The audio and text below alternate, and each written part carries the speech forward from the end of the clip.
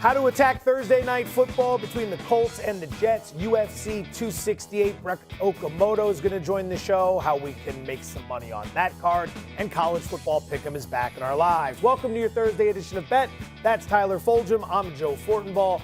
Never mind the stains on my shirt like a newborn baby. I spilled water all over myself 90 seconds ago, but the show goes on. Is this the week for the Parlay to Paradise?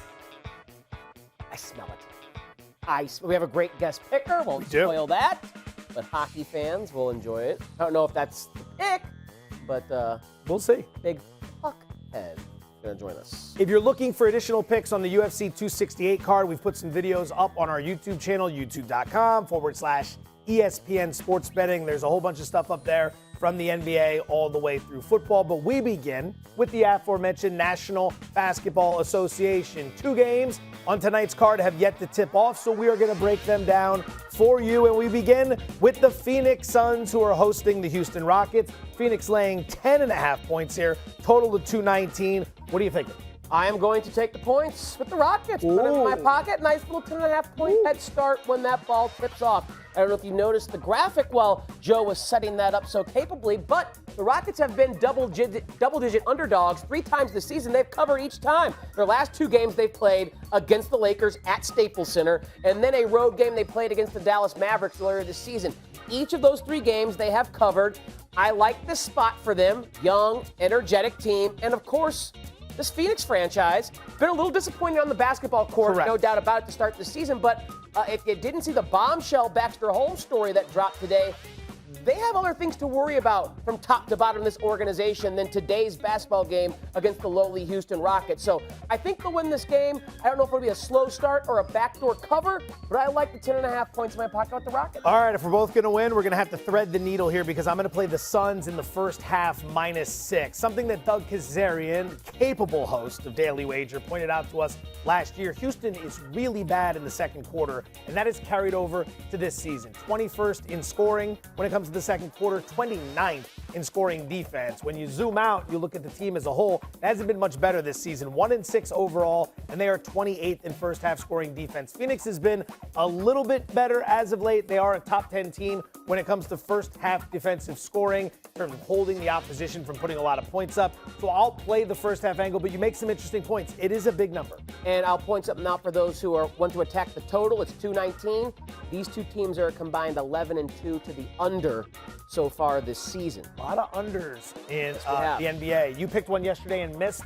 I picked it Big over time. yesterday and missed. We did a great job missing on those 2 games. Let's keep it moving. The Los Angeles Lakers, who will be without LeBron James tonight. He's dealing with an abdomen issue. The Lakers are laying 10.5, total of 214.5 as they host the Oklahoma City Thunder. Oh, LeBron James is off the floor. That means Russ can go wild. Yes, he can. I am going to play Russell Westbrook to record a triple-double at Old reliable. Old reliable. You know me, the Russ Whisperer, plus 170. As soon as the news came out that LeBron was out, this was at plus 185. A lot of people have come to try and sniff a Russ triple-double. I'm going to still play it at plus 170. He has 1 triple-double this season. Joe Fortenbaugh does Russell Westbrook.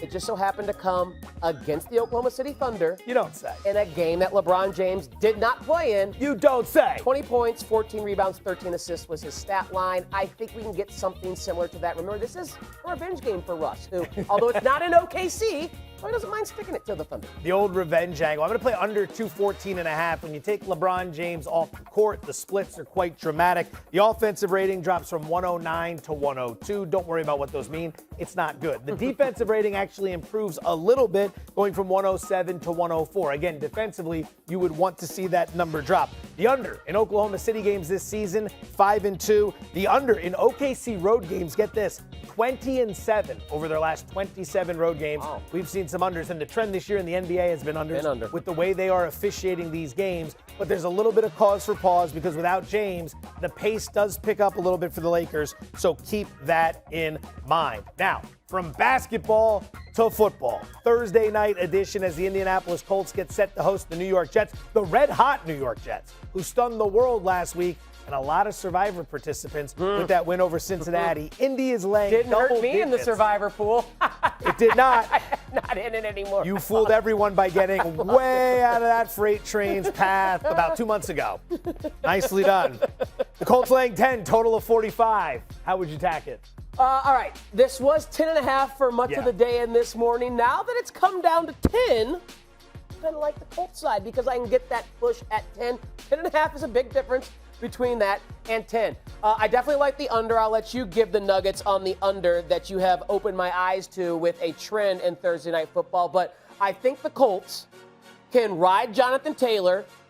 Maybe Carson Wentz has a pick, but take care of it. Michael Pittman has emerged as a game-breaking wide receiver, an alpha for him, but Taylor's the key here. The Jets have allowed their last 6 opponents to score an average of 31.6 points per game. So not good at all. Even though these are not fast-paced NFL teams, we have one that's wildly inefficient on defense. I also think our boy Mike White, the great white hope for the Jets, he's due for a little regression here. That was the best possible performance. We saw absolute ceiling, 99th percentile, 100th percentile performance last week at home against Cincinnati.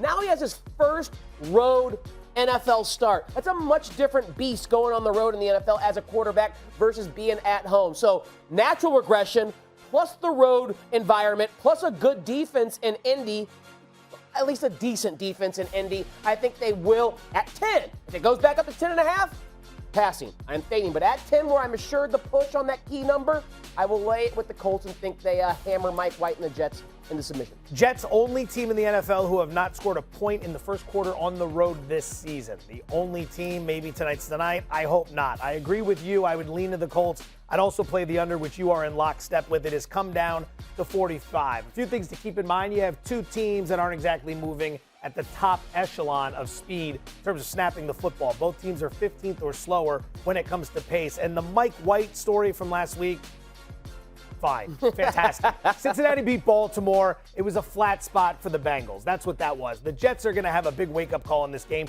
White still threw 2 interceptions in that matchup. Keep that in mind. Tyler alluded to it earlier. The under is cashed in 6 straight Thursday night games. Okay? Guys are tired. Guys are hurt. These are more rudimentary game plans. They just want to get in and get out. Under 45 is the play for me. So let's talk props. Now that we've covered the side and the total, what's a prop that struck your eye this week? I'm going to go to the Jets rookie running back Michael Carter, and we have seen Michael Carter have some really good box scores with Mike White as his quarterback. Why? Because Mike White won't throw the ball more than 5 yards past the line of scrimmage. That means tight ends and running backs specifically get a lot of work. We also have a negative game script here for Michael Carter. What does that mean? Well, as a 10.5-point dog, likely, if the Colts do what they're supposed to do, the Jets will be throwing the football a lot to try and catch up in the second, third, and fourth quarter. So I'm going to play Michael Carter, under 49.5 rushing yards. I don't think he's going to get the opportunity in terms of carry volume.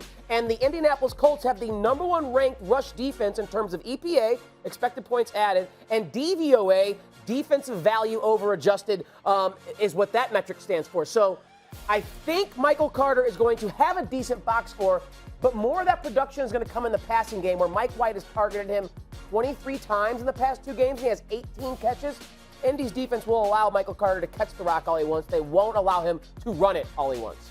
To quote Kevin Hart, you're throwing a lot of fancy words at me, and I don't understand what they mean. Don't worry about it. Disrespect. First is good in both EPA and DVOA. Trust me. All right, you got an under. I got an over. Mike White, quarterback of the New York Jets, over 1.5 interceptions, plus 185. He threw 2 picks last week in this game everyone's raving about. And when he filled in for Zach Wilson 2 weeks ago against New England, didn't even play 4 quarters, still threw 2 interceptions. All right, short week, quick turnaround like we're talking about. Crowd noise, all that stuff you're going to be dealing with in this game. And I think this Indianapolis defense is coming out hungry. They went down to Tennessee last week, blew that game, and normally this would be a flat spot. But after the news came out that Derrick Henry's going to miss some time, I think if you're Indianapolis, you have to think you still have a shot at this thing, and you show up tonight. Colts are top 10 in the NFL in interceptions, so they can ball hawk in that secondary. Mike White over 1.5 picks at plus 185. Let's go ahead and get ourselves paid. All right. Juicy little candy bar. So, speaking of props, that leads us into a Thursday night staple around here. It's called Blind Bet. Here's how it works. We have 2 envelopes. There is a prop bet for tonight's game in each of these envelopes. Tyler's turn to pick is this week. He can pick either envelope 1 or envelope 2. If he likes what he has, he sticks and I get the other one. If he doesn't like what he has, he sticks it with me and he takes the other one. Here are our results from last week. Not so good, or nicht so gut, as they would say in Deutschland.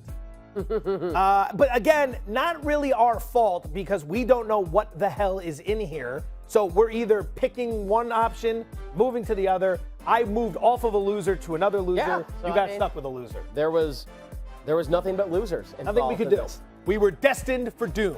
My birthday is October 2nd. I know you gave a big, long story about how 2 is your lucky number because of your firstborn child, but I have no children. I was born on October 2nd, so I'll take 2. We'll take the deuce. And see what we got. Best of luck to you, sir. Hopefully there are some winners involved in this week. All right, number 2, first half total points over 23. I don't want that. You just go ahead and keep that. What do you know here? Like you, I'm on the under, so buddy, old pal, it's your lucky number. You got to be kidding me. It's your lucky number. Lucky number 2. Now you're taking the deuce. Sit on your throne and make sure you have Chardonnay. A bit strange to sit here and give you all the reasons why I like there to be minimal scoring tonight and then try to convince you of why I like the over in this situation. Perhaps we could have an explosion of scoring in the first half and then some great halftime adjustments take place in a 15-minute window where these guys barely have a chance to get back to the locker room, use the urinal, and then get back out on the field. So I guess best of luck to me because if I win in this segment, I'm probably losing one of my favorite bets of the week. What are you going with? Well, now I am stuck with Nyheim Hines over 29.5 rushing and receiving yards. And I don't necessarily love it, but I do like it more than the alternative. Of course. The reason why is I don't love it is because Jonathan Taylor has been taking and soaking up some of that pass game usage that went to Nyheim Hines. He's just not on the turf as much anymore. And for good reasons, Taylor's just a better football player. But if the Colts are up big and Taylor comes out in the fourth quarter, maybe Hines can get a few extra touches on the ground through the air and go over 29.5 rushing and receiving yards. So do like it better than the one I gave you. I hope he's a late scratch. Not seriously hurt, maybe just ill for the evening, and he's a late scratch in this game. And that bet loses before my bet loses. To the Hines family, you can reach him at Joe Fortenbaugh. That's JoeFortenbaugh on Twitter. DMs are open. Slide on in with everyone else who's got a problem with something I have said throughout the course of my life. All right, let's move to the Parlay to Paradise. Something we've been doing since this show's inception over a year ago. Something we have been losing since this show's inception a year ago. The concept is very simple. Tyler makes 2 plays, I make 2 plays, and a special guest makes 1 play. We bundle them up into a 5-team parlay, and we try to get paid. Last week, I contributed literally nothing. The Michigan State-Michigan bet was over within minutes. That was bad. Colts against the Titans. Thank you, Carson Wentz. You stink. That interception with the left hand. And then they still had a chance at overtime and blew it. You know what? Good for you, covering that spread with the Rams. That got up to a point where you would not have covered. Yes, exactly. It closed at 16.5, and what do you know, 22 unanswered in the fourth from the Texans. Matt Barry stepped in. He tried to help us out. It didn't work. Don't feel bad, Barry. We might as well miss them all. Miss badly. Miss them all. All right, celebrity guest coming up in just a moment. You have the floor. Your 2 picks for this week are? There wasn't much I liked in the NFL, so I'm going to stay in college football and go to 2 old reliables here. Let's start with my squadron, the Missouri Tigers. They're getting 38 between the hedges against the Georgia Bulldogs. Oh, my God. If you didn't know Georgia's the #1 team in the country, they're pretty gosh darn good. Not bad. If you also didn't know, my school, affectionately now known as Trash U, is 0-8 ATS this season. I stubbornly, stupidly picked them to cover against Vanderbilt on the road last week. It was never close. And they were never close. Eli Drinkwitz, the head coach, doesn't know who's going to be his quarterback against the Georgia defense. Connor Bazelak got dinged up, and he doesn't know if he's going to be available. He is questionable. So I don't care if it's 38, 48, 58. I'm laying it with the Bulldogs against a team that has literally cashed every single ATS bet for the other side in my Missouri Tigers. And then, of course, I have to pick on the Kansas Jayhawks. I, again, foolishly, stubbornly saw them cover, almost beat Oklahoma 2 weeks prior. And I saw the spread down in Stillwater of 33.5, and I said, you know what, I'll pass on that. That's a big number, and maybe the Jayhawks found something. What'd they do against Oklahoma State? They lost by 52. So now I'm going back to the well here in Lawrence. K-State's laying 24. I like the Wildcats as the much better team in the state of Kansas. So a couple old reliables here, a big numbers, but 2 god-awful football teams in my squad, Trash U. And the other Trash U is on. The Kazarian special laying 62 points across 2 football games. Is Trash U really a thing? With me and my friend group, yes. This is okay, I'm trying to get it going here on all these ESPN platforms because, again, if you're 0-8 ATS, you're as awful as it can get. You and your friend group.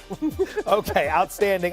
Let's go to a bit of more marquee game that it actually doesn't feature a much closer point spread. Alabama and LSU on Saturday. We're going to isolate the first half here, and we're going to bet the over of 34.5 points. Both teams have had 2 weeks to get ready for this game. They get 2 weeks to get ready for this game every year. There are always wrinkles. There are always surprises. If you're LSU and Ed Orgeron, you know you're out the door at the end of the year. You're going to try to pull out all the stops. That means you're either going to pull off some miracles or you're going to set Alabama up with some really great field territory. LSU's defense this year has been brutal. 94th in scoring defense, 95th in opponent yards per play. That's not really what you want to hear when you're going up against the second highest scoring team in the country. That's also top 5 in first half scoring. So it'll be Bama, LSU first half overs, play number 1. Play number 2 is going to be Tennessee +1 against Kentucky. Kentucky was a 5-point favorite for this game when it opened. It's down as low at some places as pick'em because you get a good look at Kentucky and you realize some of that 6-0 start may be a bit of a mirage. They got shellacked by Georgia, had a week off, then got cracked by Mississippi State in a spot where they should not have looked that bad. They are -12 in turnover differential, which is dead last of 130 teams in college football. That is a big red flag. They're also 69th in scoring, which is wildly inconsistent. Tennessee quietly is off the bye, and they're 11-3 against the spread in their last 14 games against Kentucky. So we'll take the Vols. Your daddy's school. Yeah, that's right. Let's go get them, Vols. Not trash you. Not trash you. No, they've actually looked half they're a decent legitimate this season. SEC program. John Buccigross, king of chicken parmesan, is our special guest this week. Bucci, what do you like? Hey, thanks a lot for including me. My pick for the parlay, Steelers -6.5, Monday Night Football, Steve Levy, ESPN. Steelers in prime time, they tend to get great momentum from their fans. They tend to create turnovers. We have a rookie quarterback back there for the Chicago Bears. I just think, again, that's a lot. 6.5 is a lot for a Steelers offense that at times has looked pedestrian. But I just sent some defensive turnovers, maybe a pick six, maybe a scoop and score hashtag. So I'm pretty confident. I'm pretty good. My Steelers lifetime record's pretty strong. So Steelers -6.5, Monday Night Football, parlay, winner, chicken parm. Dinner. Oh, he's got it. Damn, Bucci, you've heard 50 Shades of Gray. That guy's got 50 Shades of Blue working there. How many shades of blue can one man fit into an outfit? Outstanding. So 3 of those 4 are likely to lose if we're going based on history. Tell you what, or we'll go 4-1. If this cashes wherever Paradise is, we'll enjoy some chicken parm, the 3 of us on the beach together. 100%. Let's transition to guys who won't be allowed to eat a whole lot in the build-up to the event on Saturday. UFC 268 Saturday, Madison Square Garden in New York City. You can catch all the action on ESPN pay-per-view. Main event features a welterweight title showdown rematch between Kamaru Usman and challenger Colby Covington. For more on that, Brett Okamoto, ESPN MMA reporter, kind enough to join us. Brett, we always appreciate the time. Let's start with the Justin Gaethje Michael Chandler fight, Gaethje finds himself as a -210 favorite. These two have pretty similar backgrounds. They were both All-American wrestlers at Division I schools, but the over-under for this fight is just 1.5 rounds. Do you see it going over or under, and ultimately, who's the winner? Yeah, well, that should just tell you why a lot of people, as good as this card is, it's considered a very stacked card. This is sort of the one that rises to the top because everyone is expecting a knockout in this fight, guys. Both of these guys, as you mentioned, are wrestlers, but a lot of times when you have two very talented wrestlers, they don't wrestle because they just know that we're going to waste a bunch of energy trying to wrestle. We're just going to negate each other, so let's throw hands. And both of these guys have a lot of power in their hands. Justin Gaethje, I think, is the favorite because he's shown to be a little bit more durable than Michael Chandler. I think he's got a little bit more cardio than Michael Chandler, but if you're looking to play this fight, I would probably stay away just because of the volatility when you got two guys who are both throwing big haymakers and anyone can go down at any moment. That's not really a fight I want to bet on, but if you're going to take it, I would put a little bit on the underdog just because I think the value is there on Michael Chandler.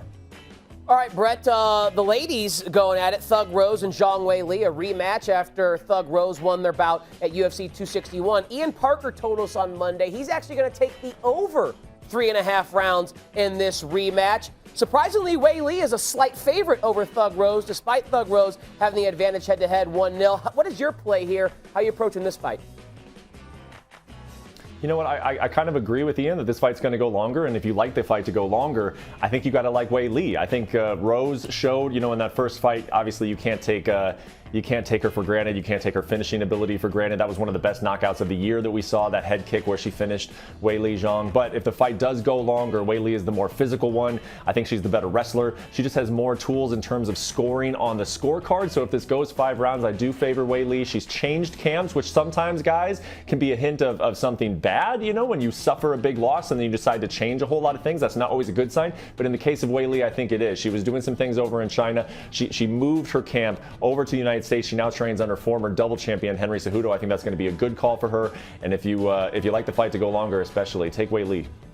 All right, main event features a rematch between Kamaru Usman and Colby Covington. They fought at UFC 245 back in 2019. Usman won by TKO in the 5th round. There was some bitterness coming out of Covington's camp with that decision as the fight was stopped with just 50 seconds left by referee Mark Goddard. Has this been brought up at all with the referee for this rematch? Yeah, so the commission has not come out, to my knowledge. I wrote them an email this morning. They have not come out and said who's going to be the official of this fight, but it's not going to be Mark Goddard. You know, Colby Covington told me a couple weeks ago when I visited him in Florida that he was going to let the commission know, hey, I don't care. You can have anybody in there officiating this fight, but don't have it be Mark Goddard. I do feel like the guy is against me. And commissions usually will take that under consideration, and unless they think there's any funny business, they won't really go against a request like that for the fighter. So Colby, we're not sure if he's going to win the fight or not, but he will. I do believe he will have his wish granted. There will be a different referee in this fight than there was last time. All right, Brett. Usman opened as a $3 favorite. It's been juiced just 10 cents. He's minus 310. Colby, the dog, at plus 250 on the comeback. You were in Abu Dhabi less than a week ago, and you saw a pretty significant upset with Glover Teixeira getting a victory. Is there any value on betting another upset in this particular bout? You know, I do like Colby Covington in terms of giving Kamaru Usman a tough test. We already know that he's capable of it. He's done it once before. And quite frankly, a lot of guys have not been able to give Kamaru Usman a challenge whatsoever. In fact, there's only one guy, guys, who have won a single round. The entire time Usman has been in the UFC, he has only lost 1 round, and that was to Colby Covington. But I do think that just stylistically, athletically, it's too much to overcome. If you want to bet this fight, I would probably bet Usman by knockout, because if the fight goes 5 rounds and Colby can somehow fight the perfect fight, I think he can win a decision. But if Kamaru wins, which obviously the odds say that he will, I do think he will find a way to get Colby out of there. So to lessen the odds, I would take him by knockout. ESPN MMA reporter Brett Okamoto, kind enough to join us here on Bet. Brett, we appreciate the time. Thank you so much. You got it, guys. Let's talk a little college football. 3 big games on the card this week. We're going to work our way through. Beginning Saturday, 3:30 p.m. Eastern on ABC. Michigan State undefeated after that comeback win against in-state rival Michigan last Saturday. They are laying 3, total of 53.5 at Purdue against the Boilermakers. I'm just going to play the total under 53.5. I love betting unders in the Big Ten. I mean, what goes together better than Big Ten football and an under? Spaghetti and meatball? Huh? Ham and cheese? Lamb and tuna fish? Purdue is 7-1 to the under this season, so that's a trend that we can ride with Purdue being at home. They can maybe better dictate pace and dictate scoring, trying to get an upset here, but 53.5 is, even though Michigan State's got a great offense, especially with Kenneth Walker at the running back spot, 53.5 is a rather large total in the Big Ten. We've seen Big Ten totals in the mid-30s so far this season. So Big Ten under, I'll just play that number under 53.5. I'm wondering if we'll eventually get a Big Ten total of 3.5 or maybe 2.5, and you can just win with the safety. I'm going to do it. I know a lot of people are close to making this play, but they haven't done it yet. I will take Purdue in the upset. I will take them with the points, put them on the money line as well. This line is one of the funkiest of the week when you take a look at everything that's going on. So Michigan State is 8-0 off a huge win over Michigan. And here's little old Purdue wedged into the schedule. Be careful. Michigan State is now ranked 3rd by the committee in the first edition of the playoff rankings. They're probably looking ahead to Ohio State and Penn State, who are in their way, trying to stop them from claiming a spot in that coveted playoff. And again, they're going to go to Purdue. Now, keep something in mind. Purdue can play defense. Top 10 in the country in points allowed, only 17 points per game. Purdue is also known for upsets. They took down undefeated Iowa just a few weeks back. And then finally, there's this. Purdue loves to throw the football, all right? They rank 7th in the country in passing attempts per game. Guess where Michigan State is weak? Pass defense? Pass defense. Out of 130 college schools at this level, There are only 3 that give up more passing yards per game than Michigan State. They rank 127th. I will take the Boilermakers +3. Don't be surprised if they upset Michigan State and ruin their season. I'm guessing you've looked at this since you like Purdue so much. What are they on the money line? Do you know? I'm guessing somewhere around 140-ish, maybe 145 in that neighborhood, I would say. Get a little sprinkle in there. Sprinkle a little salt on that? Get a little bit, like the guy with Beckham. What's that guy's name? I don't know, Salt Bay. Whatever. He's got like get some of that Salt Bay in there. Restaurant dynasty or empire now. I'm hearing it's plus 130 on the money line. I'll follow up. I'll get a better price. I don't trust this earpiece one bit. It's been known to try to take a piece out of my action every now and again. Let's keep it moving. Saturday, noon Eastern on ABC. The North Carolina Tar Heels, who couldn't tackle a grandmother, are laying 2.5 with a total of 76.5 against the undefeated Wake Forest Demon Deacons. Again, we don't advocate tackling grandmothers, just a saying. Oh, my grandma will hit back. Would she really? No, she'll hit She's back. from the Midwest. Yeah, she'll hit back. She's sturdy, born fed. This line, I think we had Stanford Steve and the Bear on Daily Wager earlier this week, and they said this line stinks. It does. It stinks to the high heavens here. Wake Forest is undefeated. They're number 9 in the country. UNC has been one of the most disappointing programs in all of college football this season. And UNC is favored by 2.5? Is that what we're seeing there? Is that right? That's what we're seeing. Give me Wake Forest! You know me, I've been fading Wake Forest all season long. I thought their win total was way too high considering what they lost from their offense. A lot of people thought they would be able, with Sam Howell back as the trigger man, replicate that offensive performance from a season ago, and their defense would get better. Well, not only has their offense predictably regressed, but their defense may be worse than it was a season ago. So I'll take Wake Forest. Let's go Demon Deacons. I will take North Carolina. And I would love to give you some rationale, but it's going to be very simple. It's kind of a fading myself sort of thing. Hang with me on this one. I had North Carolina last week against Notre Dame. I liked them outright. North Carolina, they can't tackle. They are so soft on defense. If you're a member of that defense or you're a fan of that team, I'm sorry if that hurts. You guys are soft. You didn't want to hit anybody last week. And every time you had a chance to get off the field, you committed some stupid penalty to extend the drives for Notre Dame. So normally what would happen in this scenario, old Joe Fortenbaugh would be bitter from that, would look at what they're playing next week, would see a cheap price. Laying 2.5 against undefeated Wake Forest. I'm on Wake Forest. I am learning from my mistakes. I just feel like this is an absolute sucker bet here. I don't know why. I have no reason to tell you why North Carolina's going to win this game. I just think it is such a fishy line. Yeah. And the old me would have been all over Wake Forest. I even submitted Wake Forest as the pick earlier today, and then I said no. Sent a text message halfway through the day. I'm going with North Carolina. If I get burned again, we'll be back next week, and I'll be ranting again about how much I hate North Carolina. So you're saying I'm the old Joe Fortenbaugh. I haven't learned the old version. The old version. Although I didn't bet on UNC last week. It was just awful. That defense trying to get a stop was freaking pathetic. Final game, Saturday, 7:30 p.m. Eastern. Again, on ABC. We go to the Pacific Northwest. Oregon laying 7, total of 51 against Washington. Very simply, I just can't get out of my head the vision of Oregon going on the road and beating Ohio State earlier this season, and Washington hosting FCS Montana and losing the game. So Oregon is a team that has its sights set on a college football playoff. They have everything to play for here. They're healthy. They have their stars. They have their head coach. Everything is in line for them to beat up on Washington. I'll lay the 7 with Oregon. I'm going to make a play on a first half under here. I like the game under as well, but the better play for me is under 24.5 points in the first half. Watch the weather report before you do anything with this game. It is supposed to rain in Seattle all weekend long. Winds are supposed to be somewhere in the neighborhood of 15 mile an hour. Keep that in mind as these two teams try to figure each other out early in that weather. Washington's defense is the only bright spot this godforsaken season for them has demonstrated, allowing fewer than 20 points per game, 23rd in opponent yards per play. These are two teams that don't move very fast when they're going up and down the field. Washington ranks 92nd in plays per game. Oregon ranks 72nd. Oregon will rush up to the line, but they'll take their time getting the signal from the sidelines and then snapping the ball. So hopefully with the rain, Washington's defense, a feeling out period, under 24.5 in the first half. Feels good. That'll do it. You ready for some Thursday Night Football as we go grind under bets? Hey, baby. Can't wait. It's my weekend, world. baby, so All right. He's Tyler Fulghum. I'm Joe Fortenbaugh. This has been your Thursday edition of Bet. Thank you so much for checking us out. We will catch you Sunday morning, 9 a.m. Pacific, right here on this channel.